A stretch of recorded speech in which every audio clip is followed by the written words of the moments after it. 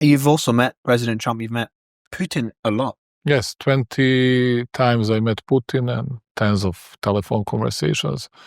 Trump I met, I think, twice or 3 times. You've met President Xi Jinping as well. You've been very close to I China. met President Xi Jinping, if I'm not mistaken, 12 times. Wow. And President Zelensky?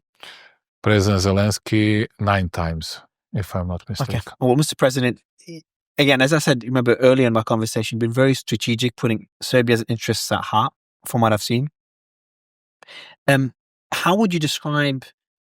I think Serbia could be an example of how the world could coexist in a multipolar world. What do you recommend for other countries that are in that position? And you've been in that position. You've been a lot of people in the EU have been very critical of your relationship with President Putin. But I think you've been trying to be in the middle as much as possible. But at the same time, you need to hear this.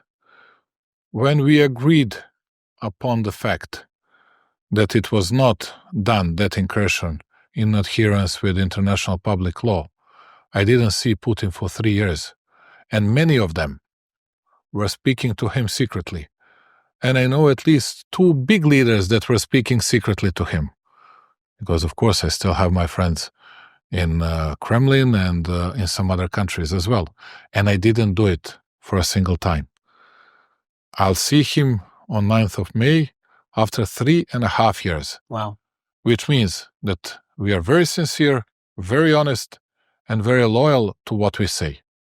We do what we say, which is not always the fact with the others, just for you to know. Because Prime Minister Orban and Fico who... It's not Orban and Fico, it's many others. It was Nehammer as well, it was many others. But they were open in meeting President Putin. You did not meet him for 3.5 years. I didn't meet him. For 2.5 years. I didn't meet him for 3 years. Last time I met him, it was 2021, 25th of November in Sochi. And after that, after I left his office, I said publicly that I expect very difficult times, including war times. Nobody believed me. Everybody was saying, you're a drama queen, you're that and that, which I said, okay, I'm drama queen. That's it. And you base it on what? And I said to them, on nothing. It was just my hunch because You said that to the EU, sorry? I said it to the medias and nobody believed me. And I was the only one who was saying that. And they asked me, okay, Putin said something to you. No, he didn't say anything to me. And that's because he didn't say anything to me. I knew that it was going to happen. Because 18 times before that, we have always been speaking about situation in Ukraine and overall Soviet region. And that was for the first time that he didn't mention it. And when I asked him, because we had a long conversation for 3 hours, he spent 45 seconds explaining it. And I knew that he made a decision. Of course. When you know someone, after 20 times speaking to me, you'll know something about me. And I'll know something about you. And it would be stupid if I'm not able to guess something from our conversation. And the people that are worried about President Putin looking at, invading, going beyond Ukraine. I don't believe in that. I agree. Yeah. I absolutely don't believe in that.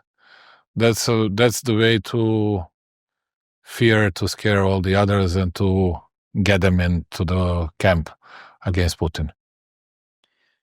And do you think that NATO's expansion is the reason, or the main reason? It can't be one reason. It's not as simple as that. But did it play a big role in Putin? It's a bit of simplification, but that's one of the reasons. Yes. Another one would be strategic territorial gains. Exactly. One could argue that as well. Exactly.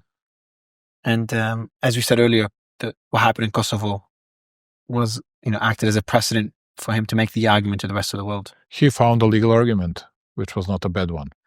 And what would you say, so going back to my original question is, how can the world coexist with those leaders? The world will have to coexist. You see what Trump is doing.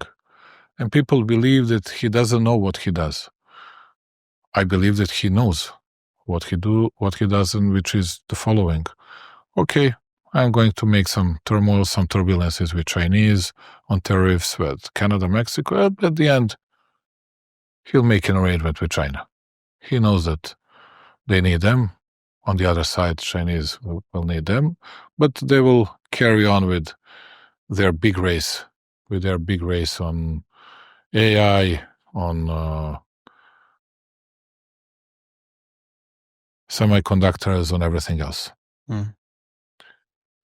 He wants to have Russia not in a hostile environment around the United States, because he wants to present himself as the only beacon of democracy, capability in the West, and he wants to, in a way, undermine European Union. He doesn't like Brussels structures at all. And of course, he remembers what was going on after the January the 6th, who was attacking him, who was not. And if you put that personal flavor into everything else, then you can better understand his position.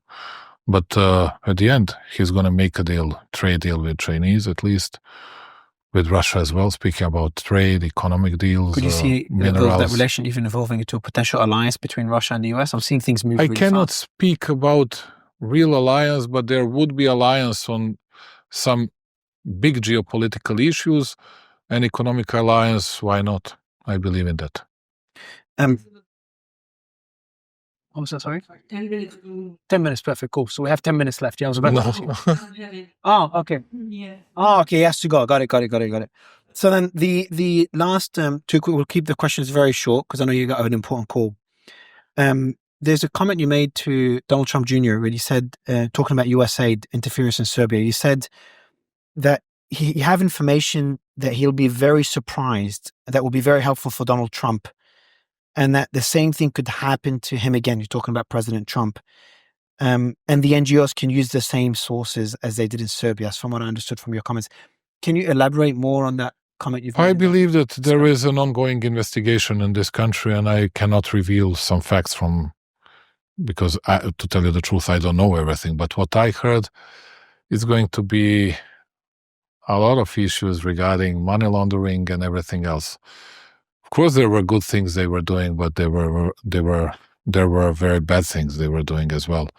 And now it's time to scrutinize it and to expose it to the world. And I think that it'll be good for the other nations, for the other people to see how they were creating a hostile political network against the government they didn't like, what kind of tricks, what kind of methods they were using, how they were producing cash when they didn't have legal ways and legal means to do so, and everything else. And I think that would be very useful.